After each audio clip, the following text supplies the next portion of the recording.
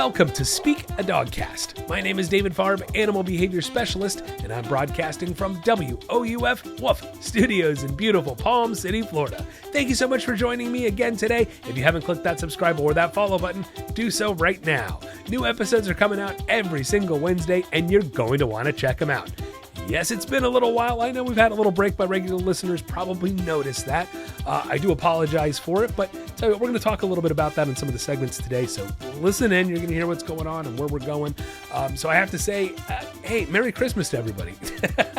Happy New Year. I know I missed out on a lot. I'm so sorry, but we're back. We are here. We are doing it in 2026, and I'm super excited about it. So again, guys, click that follow, subscribe button, whichever you want to do, whichever it says on your phone, on your app, whatever. Do it.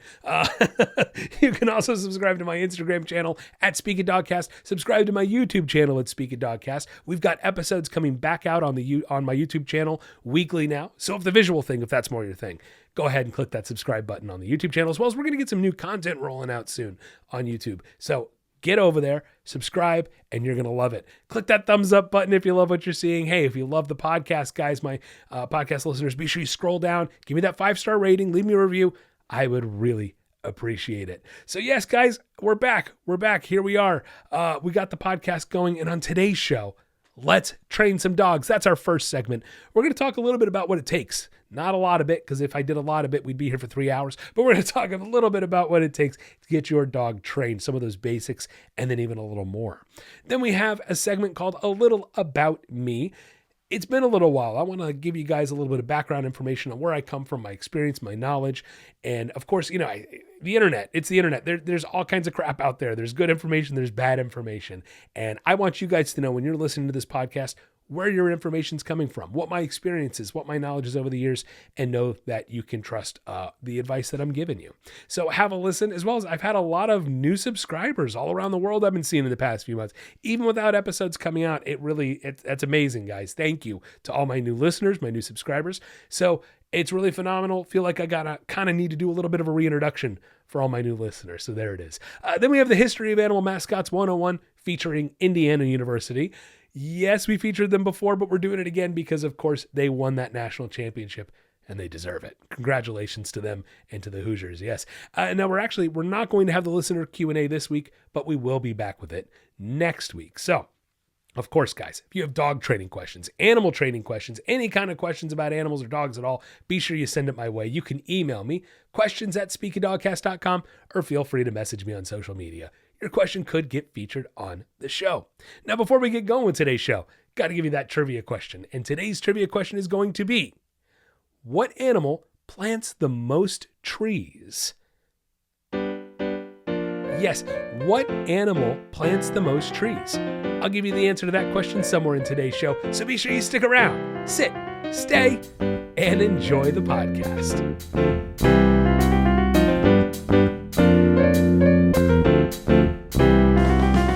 Next on Speak a Dogcast, let's train some dogs. Been a while. It's time for a review, and let's train some dogs. Today we're going to talk about how to really A to Z train your dog as best I can in a small segment on a podcast. Right? We're going to fit in what we can here, but I'm going to tell you guys, this is going to be what it takes to actually start to train your dog. Now, first and foremost, guys, what is a trained dog? That's the question we kind of have to ask ourselves. What does a trained dog look like? Because if I don't know what it looks like, it's going to kind of be hard to accomplish it and get it there, right? So what is a trained dog? Before I answer that, I kind of have to put a little asterisk and go, look, trained dogs do have generalized rules, and I'm going to keep it really simple for you here in a second. But before I tell you what a trained dog should look like or is, or however we're going to kind of interpret this, the first thing I want to say is that your dog is your dog.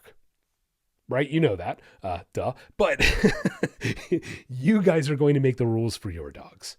What you choose to allow or not allow in your household with your dog is going to be completely up to you, whether right or wrong, whether better or worse. It's your decision at the end of the day. Now, I'm going to tell you what gets you the best overall behaved, well-rounded dog. But when we talk about like arbitrary rules, that's going to be up to you guys, whether you want to feed your dog people food or not. And if you haven't heard my feelings on that, feel free to listen to the quite a few segments I've done on that. But something more simplistic, and that's definitely a little more Like furniture. Are dogs allowed on the furniture or off the furniture? I'm here to tell you, it doesn't matter. Doesn't matter. It's not indicative of whether you have a trained dog or not, whether you allow your dogs on or off furniture. Okay, so that's where we're going to start. Rules are arbitrary. Doesn't indicate whether it's a good dog. Okay, so that's what I want to kind of distinguish here, is that you guys get to make those rules. I mean, well, you get to decide if you have a terribly trained dog too. That's also up to you. But that's the thing. Rules are rules, and what you want to allow in your household, but what we can look at as a well-trained dog does not necessarily, it's not indicative of what your rules are necessarily. A little confusing, but we got there. Okay, so what is a well-trained dog? What does it look like? Guys, here it is. Again, I'm going to keep this really succinct and compact for you. Focus, the dog who knows how to focus, and a dog who understands and respects boundaries. There it is. That's what makes a phenomenal dog, because I'm here to tell you, if your dog knows how to focus and knows how to, there's another fun word for focus, listen, if your dog knows how to listen. If your dog knows how to focus and your dog knows how to listen, which are the same thing, right? You are going to avoid, I can't even tell you how many different behavioral issues or problems or whatever it might be down the road. Because, think of it this way, like parents that have good control over their children, they tend to have good listening skills. Those children tend, and the parents tend to as well. It tends to kind of rub off. Imagine that. But those listening skills transfer to critical thinking, transfer to, should I do that? Shouldn't I do that? What's the consequence? What's the reward? Whereas instead of just reacting, right? So it's very important that we teach our dogs to focus and listen, because it's just going to avoid so many problems for you. So we're going to talk about how to get your dogs to focus and listen in just a moment here. But I can't stress it enough. Focusing, listening. And that brings us to the boundaries too. Because if your dog doesn't know how to focus and doesn't know how to listen, they're not going to know how to respect a boundary. It's that simple.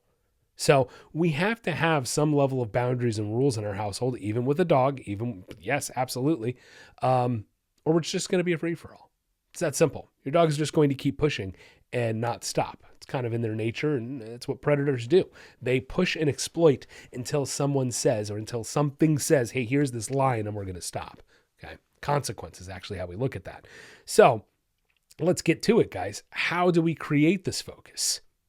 First and foremost, it's all about the walk. Yes, it always comes back to the walk. I always talk about the walk because it's so vitally important. Look, the walk is going to knock out a lot of knock out a lot of problems by creating focus, right? That's what the walks are going to start doing. They're actually going to help us create focus with our dogs. So the very first thing we're going to do, I'm going to give you a little exercise to start with. Before we even leash our dogs up and head outside, we're doing the kissy noise exercise. My regular listeners know what I'm talking about. And I'm talking to you, regular listeners, if it's been a little while since you've gone back and kind of rehashed that kissy noise exercise, take 5 minutes and go do it. Do it again tomorrow. Do it again the day after. Okay. It's very important that you go back to the basics and always practice them to make sure your dog is strengthening those behaviors. You have those behaviors strengthened and ready to go. So kissy noise, here it is, guys. Put your dog in a sit. All right, we're going to treat pouch. I like small, meaty treats for training. Okay. Sit, stay. Then I'm going to take the treat and I'm going to make a kissy noise. And simultaneously, while I'm grabbing this treat in my hand, making the kissy noise, I might and I'm going to grab it in for my YouTube viewers. You can kind of see, I'm going to take the treat, instead of holding it in my fingers like we always do, no, I'm going to put it in my hand. Put it in my hand and hide it in the fist. That way they can't get to it. And I'm going to make a kissy noise while I'm wafting the treat in front of their nose. Okay, and then after I waft it in front of their nose, I'm going to bring the treat in my fist up below my chin. So I'm actually guiding their focus and guiding their eye contact from the treat up to my chin to create eye contact between me and my dog. Okay, I'm going to hold that eye contact and tell them, good boy, good girl, and then feed him the treat. Okay, same thing, rinse and repeat. Little waft to the nose, treat below the chin. Now at this point, I do recommend leashing up if you're working with your dog. It's always a good idea to leash them up at this point because you don't want them to pop up. And if they do, no big deal. Sit back down. We have some control with the leash. Awesome. So again, kissy noise, waft below the chin. Hold the eye contact. Now, what we're going to do here, guys, is we're going to slowly build upon this. We're going to get it to a point very quickly where you're not going to need to waft the treat in front of their nose, and we're going to extend and hold the amount of eye contact we're getting. 5 seconds, 10 seconds, 20 seconds, 30 seconds, keeping that eye contact and holding it, and then rewarding, okay? Very important stuff. This is what we call a redirection.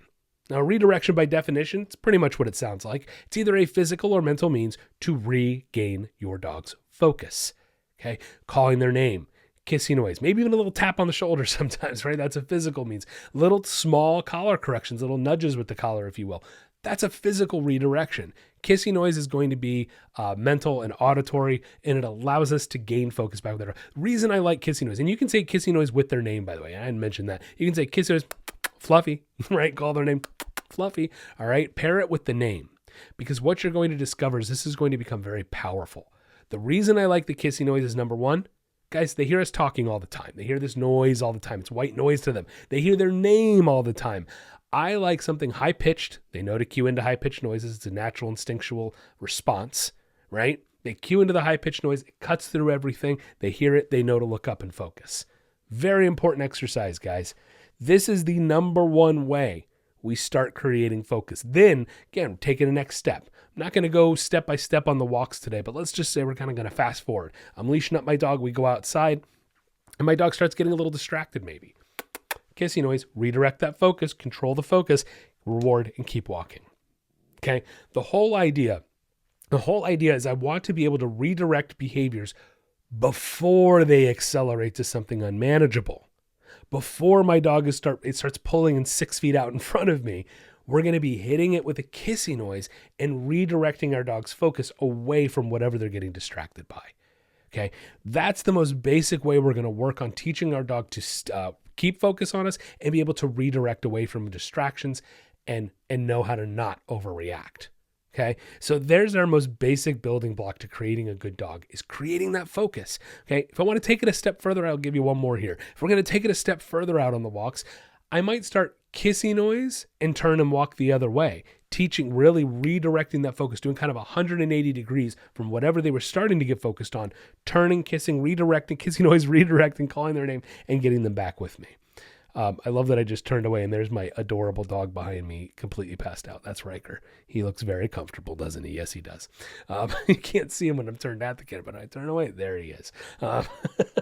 He is absolutely passed out. Look at him.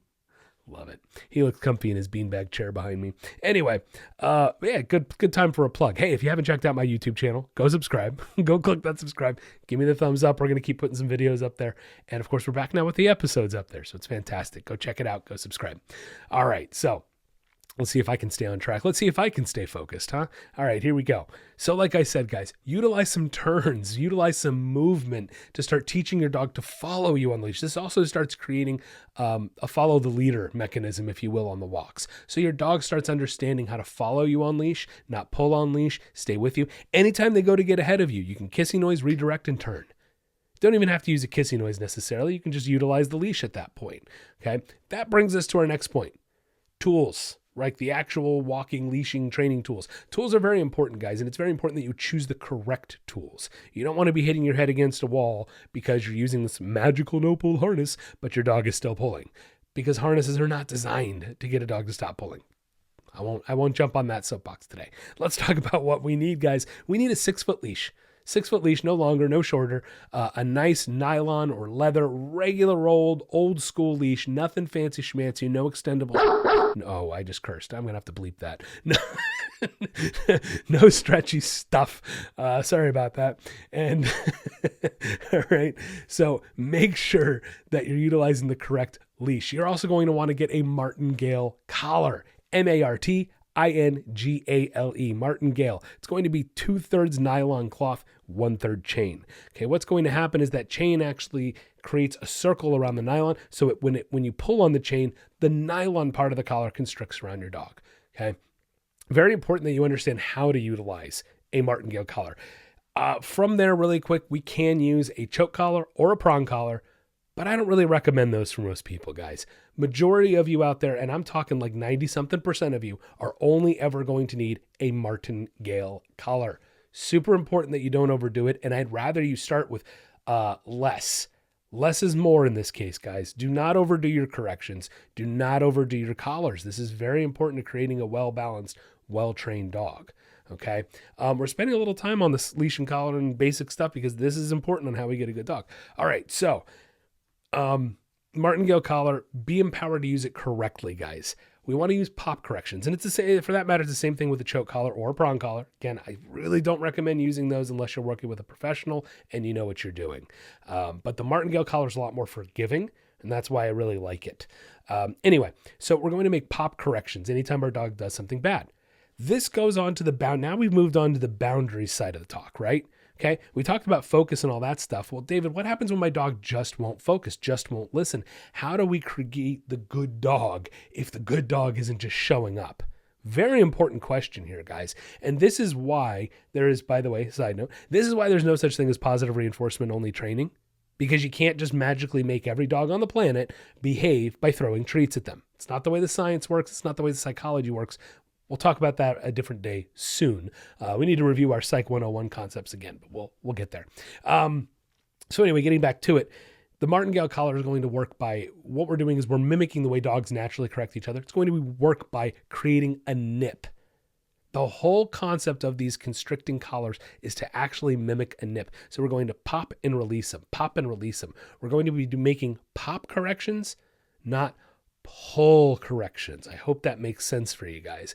And again, YouTube, I'll get some videos up. We're going to do some demonstrations on proper corrections and things like that coming in the next few weeks here. So be sure you check it out, but definitely make sure you're utilizing pop corrections. And this is important on the boundary side, guys, because here's the thing. You don't have to use a martingale collar only on the walk. We can actually utilize them at home, especially if we have a new dog or a puppy.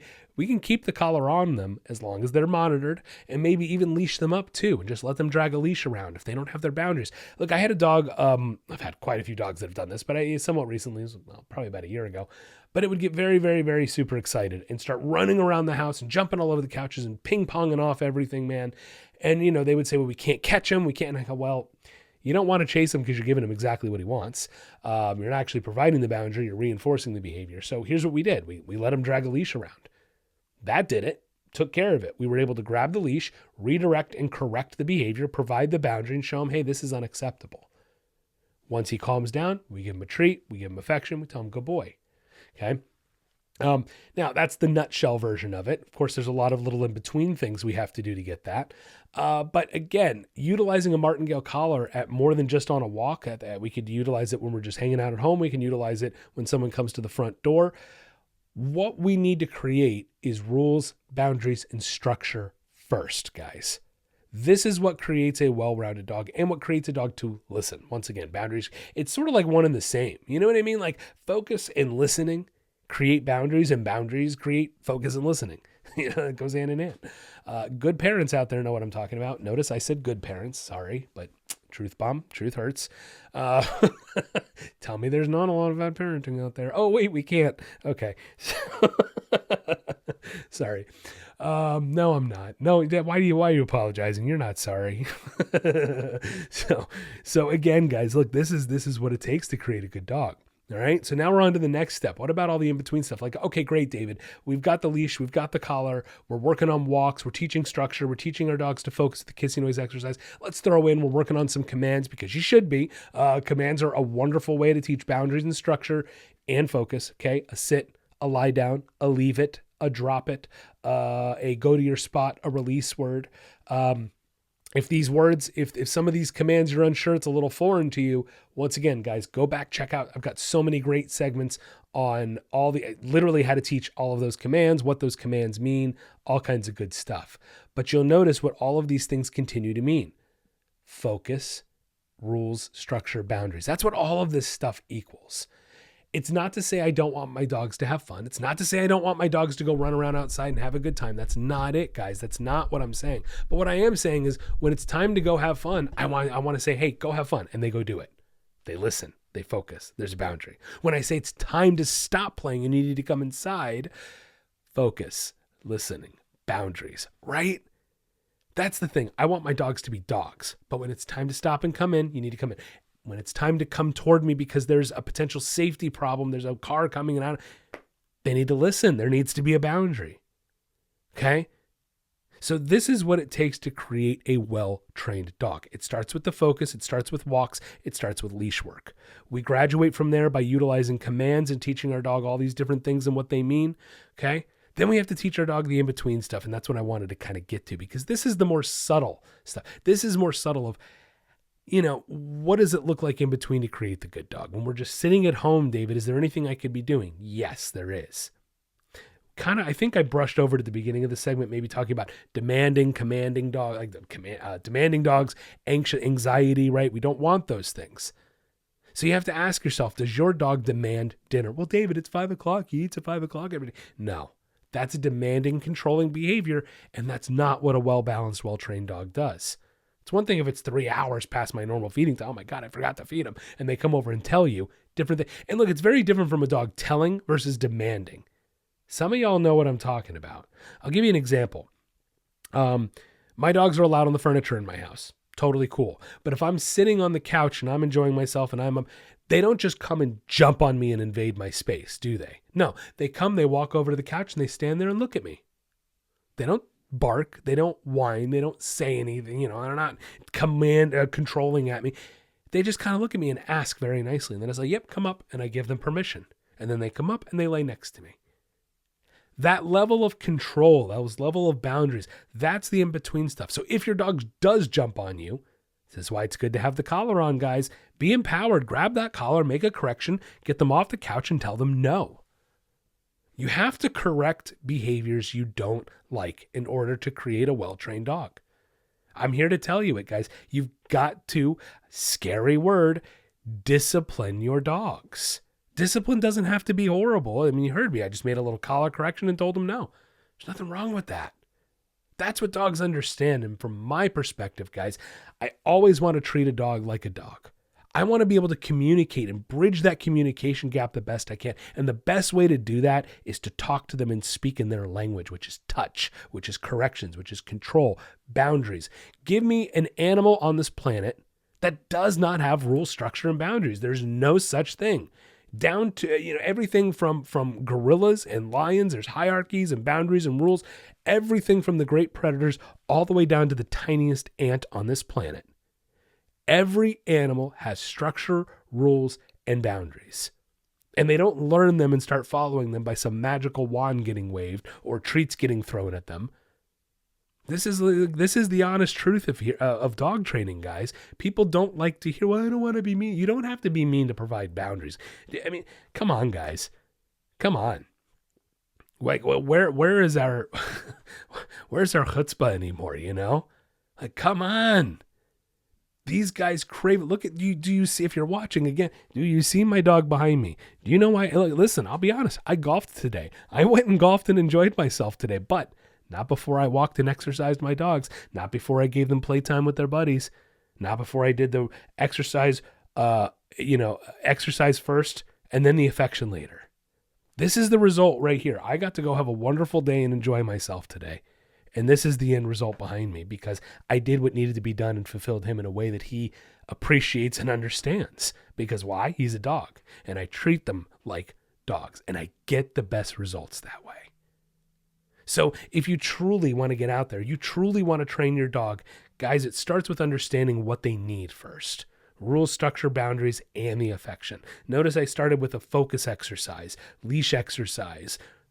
Okay? This is what it takes to create a good dog in dog training. Can't stress it enough. If we don't practice the basics and then start going beyond that and hitting the in-between stuff like we talked about, if we don't kind of work it up there with building blocks, you kind of just run in circles is what I see. I see a lot of owners running in circles. They don't build it. They don't expect more out of their dogs. And quite frankly, they don't provide discipline. So if you want to really provide for your dog, guys, it starts with focus, right? And boundaries. And another fancy word for boundaries is discipline. I tricked everybody. I saved that discipline word until the end, but it's the truth. There it is, guys. You want to create a good dog? Get out there and do it. So get out there and walk your dogs. Get out there and create boundaries for your dogs. And I can guarantee you, you'll have a much better trained dog.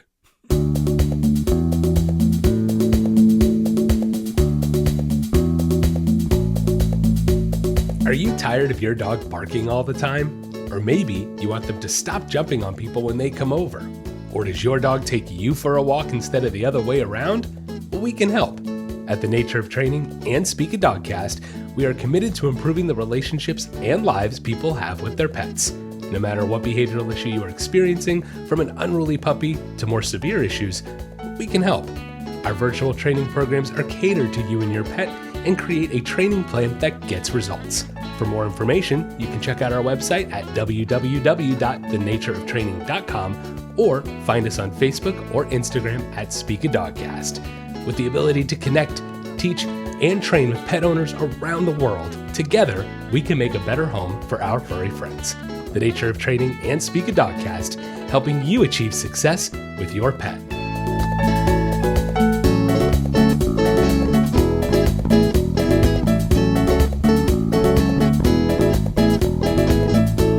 Next on Speak a Dogcast, a little about me. Yes, obviously it's been a while. If you haven't seen that I've been coming out with episodes, it's been a little while since I've come out with an episode. It's been a little inconsistent, I know. However, we've had some new listeners coming. I've been seeing the numbers go up. It's phenomenal. It's fantastic. And I figured it might be time for a little bit of a reintroduction. Tell you guys a little bit about me, my experience, my knowledge, where I came from. Look, there's a lot of podcasts out there. There's a lot of dog information out there on the internet. And unfortunately, some of it is not the best. So anybody can start a podcast. Anybody can put information out. And so I want to make sure you guys understand where your information is coming from when you listen to me. So I just wanted to give you a little background. And here we go. Going to try to do it in a nutshell for you too. I don't want to bore you too much. But I have been training dogs for around, it'll be 17 years this year. That's right, 17 years this year. And I've been training exotic animals and had experience training exotics about 14 years. Now, I don't do quite as much exotic animal work as I once used to. But I had quite a bit of experience training a lot of different exotics over the years. So let's just kind of run through how we got to where we're at. When I first started, as I always say, 100% honesty, I didn't really know what the hell I was doing. I mean, who does, right? But no, that's the full-blown truth. Look, I was in school as a psychology major. I discovered I didn't want to be a psychologist. I didn't want to work with people, maybe as bad as that sounds. Ended up working with them anyway, joke's on me. But I loved psychology. I loved the science behind it. Not so much the hands-on working with people part of it, right? So I was a psych major, not wanting to be a psychologist. What do you do with that? And I was a little lost, honestly. Career-wise, my path was not clear. Didn't know what direction I wanted to go. I was with my girlfriend at the time, now my wife, although was she my fiance at this point? She might have been my fiance by this point. Long story longer. We were young and aimless. No, I'm kidding. But we were young and, figuring our lives out. And my wife had heard of Dog Whisperer, Cesar Millan. Y'all know the Dog Whisperer. And she said, something, David, you should watch this guy. She knew I always had a great love for animals growing up. I always did. And then there was the psychology side of it, right? What does Cesar do? He works from a psychological side with animals, dog training, psychology. And so she thought I'd get a kick out of it, thought I'd enjoy it, maybe even get a little influence from it. And sure enough, I really did. I knew a few things about what I at least wanted to do in life. And one of the most important things for me was working for myself, being in control of my own life, maybe being an entrepreneur a little bit, owning my own business. And so I'm looking at Cesar going, boy, owns his own business, psychology, and animals. Done. Like, I'm in. That's what I want to do. That's what I'm going to do. And so while I had a bit of a psychology background in humans, the dog side, the animal side, maybe was a little lacking. So I read books, guys. Started reading some books, and I started my business, formed an LLC, and went out there and tried to get dogs as clients. Get you know what I'm saying? Get some training experience. And the very first client I ever got was all because I took my dog to PetSmart. Had my dog in a sit and stay. I'm looking at stuff, walking around up and down the aisle. My dog is sitting still. Guy sees me doing it, asks for a card. That's how I got my very first client. I'll never forget them. Earl was the dog's name, boxer named Earl. And I gained some success, but not as much as I could have, knowing what I know now, right? And that's okay. That's all right. We have to learn through some level of failure. And that's where I began my journey, was through my own self-set up failures. I tried to learn and didn't always get the best success, but it got better each time. And so for, a year or two, I was struggling with my business, had another part-time job unrelated to animals, make ends meet, young 23-year-old. And like I said, about a year or two in, I ended up getting introduced through family friends, get introduced to this guy named Brian Giese, and Brian's another animal behavior specialist, and I was very lucky to be able to shadow under him. Now, technically, we were kind of rival businesses, right? Like we were both doing dog training. He had his business, I had my business, but he was nice enough to let me come along. And, we saw very early on, we had similar outlooks and philosophies on it. Obviously, his much more experienced and developed than mine at that point, but he saw that I had a natural eye for the training side of it. What I lacked was the technical understanding of what in the world I was doing. And Brian really facilitated and provided that information for me. And so I got to work hands-on with him, with a lot of his clients. He would come and work with a lot of my clients. And it was a really awesome relationship we had for many years when I lived in Orlando. But, as I'm sitting there with this part-time job and I'm building my business and a little back and forth, of course, as it always is. But I said, if I'm going to have a part-time job, I might as well go get a job working with animals. That's like, I'll scoop poop. I don't care what it is. Let's get my foot in the door somewhere. I was lucky enough that I was able to apply for a job. They were hiring to look for a guy with dog training experience. And I ended up working at an exotic animal show. I'm not going to necessarily say where that show is, but that's okay. Now, I worked at the show there, and guys, there was so many different animals under one roof in this place. It was unbelievable. It was such a wide variety of animal species, and I got to work with everything from dogs and cats through, pigs and otters and birds, macaws, cockatoos. We had vultures, hawks, birds of prey, vultures, hawks, owls. We had primates to work with, serval cats. I mean, just such a crazy variety of animals. And it was an unbelievably incredible experience, really once in a lifetime kind of thing. And I gained so much knowledge working there of what to do, what not to do. Isn't that the truth at every job, though? You learn a little of both. That's okay. But, after leaving there, I felt really empowered and so much more knowledgeable with being able to work with any animal put in front of me. And from there, I was able to, I started volunteering at an exotic animal rescue. Love talking about them. I always love plugging them, guys. Check them out. carefoundation.org. Yes, the Care Foundation, carefoundation.org. They are located in Apopka, Florida, which is just outside of Orlando. Really amazing exotic animal rescue, guys.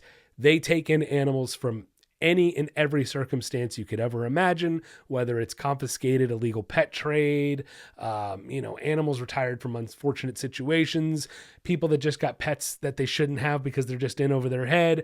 I mean, everything and anything they take in, and they're really a wonderful organization. If you're looking to make donations, guys, to wonderful causes, great organizations, animal-oriented, check out the Care Foundation, carefoundation.org. Really great stuff. So I volunteered there for a number of years and worked with a lot of the animals there. Got to do some big cat work, working with a little bit of tigers and a lion, and just amazing time, amazing experiences. And once again, the whole, it's just growing that knowledge, growing that understanding. And this is to me, this was the biggest takeaway of working with all these different animals, dog, cat, bird, you name it, taking away an understanding that every animal on this planet operates the same way. Human, dog, cat, doesn't matter, guys. We're all operating under these same psychological mechanisms, and being able to have that hands-on experience and working with them and really getting to see how it comes into play. It made me a better behavior specialist. It made my training just skyrocket through the roof. Experience is everything, it really is, especially when it comes to this stuff. Not getting bit, you're going to get bit to not get bit. Does that make sense? Experience, right? So it really was just awesome and phenomenal and just helped boost. So that, at one point I ended up leaving the animal show and going right back into my business. I had never stopped my business. We always kind of had that going on the side. But I put my energy back full time into it. From there, I grew my dog training business in Orlando. It was amazing. I did in-home training. I did boot camps. I did doggy day camps, boarding. I did doggy mental rehabilitation, where I was really specializing in a lot of dogs with severe aggression, severe anxiety issues. It really was an incredible time. I really enjoyed my time in Orlando and growing my business there. But my wife needed a change. She needed a change in her career, in her life. And we decided to do that for the better. And it's been amazing. We ended up moving from Orlando down to Palm City, Florida. And my wife's now an accountant, getting into busy season now. My wife's about to disappear for a few months because she disappears into her tax cave and starts crunching numbers for 3 months. So I'll see her April 16th. But again, we have a wonderful life down here. It really has enabled me to even grew my business even more. Well, regrew, should I say. We had to close down the business, obviously, in Orlando and started again here for myself, which was a lot of fun. However, and here's where, I'm going to tell you guys, be honest and have a little truth talk with my listeners. Obviously, you guys already know, my regular listeners, you've seen that the podcast has been a bit inconsistent over the past year. Haven't had regular episodes out, and there is a reason. There's a few reasons, but let's talk about some of it right now. Look, I very grateful for all my clients over the years. I have been so lucky to be able to work with so many amazing dogs, amazing people. Hey, some not so amazing, but that's all right. That's business. And I'm actually working on, at the moment, not working on, we're doing it. It's done. Taking a step back a little bit from my local dog training business. I'm not really taking on clients in the way I used to, being a lot more selective about it. And that's just the truth, and that's just the reality. It's on purpose, guys. Totally purposeful. I'm grateful. I'm lucky. I get to spend more time focusing my energy and my time on what I want to do now. And what I want to do is the podcast and more of this side of it. The podcast has really been, and for those who don't know, podcasts are labors of love, guys. The 95% of podcasts never make money, never produce income, because these truly are just a labor of love for most of us. And I'm hoping to grow it into even something more. I'm hoping to increase our reach and increase the amount of people we're reaching around the world than we already have, which is already amazing. But the point I'm getting at is what we're doing is being able to take a step back locally is going to allow me to put more energy and more time into the podcast here. So we're going to create more content, have more consistent episodes, and get back to it. You can't do everything. That's just it. You can't do everything. And the podcast got to a little bit of a breaking point last year where it's like, all right, getting a little burnt out on it. How could you not? Number one. And number two, everything else is pulling you in every direction. And so being able to create the balance that I want to create is amazing. And that's what we're doing now. So I kind of wanted to explain a little to you guys of why I maybe have been a little bit absentee over the past year, but we're fixing that. And here we are. Honestly, guys, I love doing the podcast. At times, I don't love it as much. It's full-blown honesty. But for the most part, guys, it's been amazing. And I really, truly do love doing it. And I've been very grateful for everybody that listens, that supports, whether it's just giving me questions for the Q&A, ideas for segments, my virtual clients that I've grown. And that's the other side of it. We want to grow the virtual client side of it even more than we have. So a little more less on the local side and a little more toward the virtual stuff. That's the idea. But again, I'm so grateful, and I want to say thank you to each and every one of you. And the next part of my sentence, I can't even believe I'm saying because it's still just kind of flabbergasting to me. I want to thank each and every one of you around the world, because I literally have listeners all across the globe, and that still kind of blows my mind, and I have a hard time wrapping my head around that. So thank you to each and every one of you. I hope for your continued support. Be sure you check out my YouTube channel, subscribe to that YouTube channel, as we're now getting the episodes back on YouTube, and we're going to have even more content coming up there. Subscribe to my podcast, of course, if you haven't clicked that subscribe button already. Follow me on Instagram at Speak a Dogcast, and I look forward to connecting with more of you soon. If you haven't reached out to me yet, hey, reach out, say hi. If you have a dog training question, send it to me. I'd love to connect with you guys and your pups. So there's a little bit about me. There's my little bit of my reintroduction to you guys. And I hope to get to know you guys even more in the coming year. Let's make 26 a phenomenal year. I know it's February. I'm a little late to the party here, but on the New Year's stuff, let's make 2026 a phenomenal year. You and I together with your dog. Hey, let's do it. As I always say, guys, get out there and walk your dog.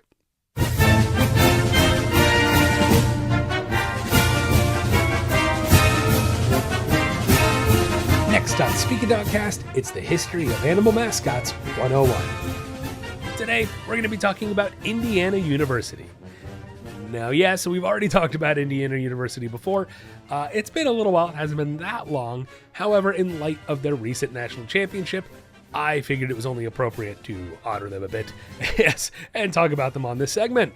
So, Indiana University was originally established as the state seminary in 1820, Then the name was changed to Indiana College in 1829, and finally to Indiana University in 1838. Now, here we have another situation, similar to many other colleges and universities as we have learned in the segment, where their mascot and the nickname, they don't match. They're not the same. Yes, now the school is famously known as the Hoosiers, which then of course always leads to the question, for those that don't know, what the hell is a Hoosier? Now, a Hoosier is actually the official nickname for a person from the state of Indiana. Yes. Now, the origin of this term is unknown, and there's many stories and many theories over the years to support it, but no one really knows for sure. In any case, a Hoosier represents the pride and spirit of Indiana and is best exemplified by the school's basketball team. Now, Indiana has a rich history in college sports, but guys, they are especially known for their basketball as a basketball school. In recent years, however, we've seen a resurgence in the school's football team. Yes, seeing them go from one of the worst ranked schools in the country to now being not only number one, but the national champions. Unbelievable stuff. Really, really an incredible story. Now, what about the mascot, right? We have Hoosiers, we have the nickname, but what about the mascot of the school? Now, there were different mascots, both official and unofficial, throughout the 20th century. There was a goat at one point, there was a collie, a bulldog, and also a Mr. Hoosier Pride, which was described by an editor of the Indiana Daily Student as, quote, the most asinine and ridiculous-looking character anyone could have ever dreamed up to be IU's mascot. I don't think he was holding back there. But one of the only mascots that seemed to leave a lasting impression was the bison.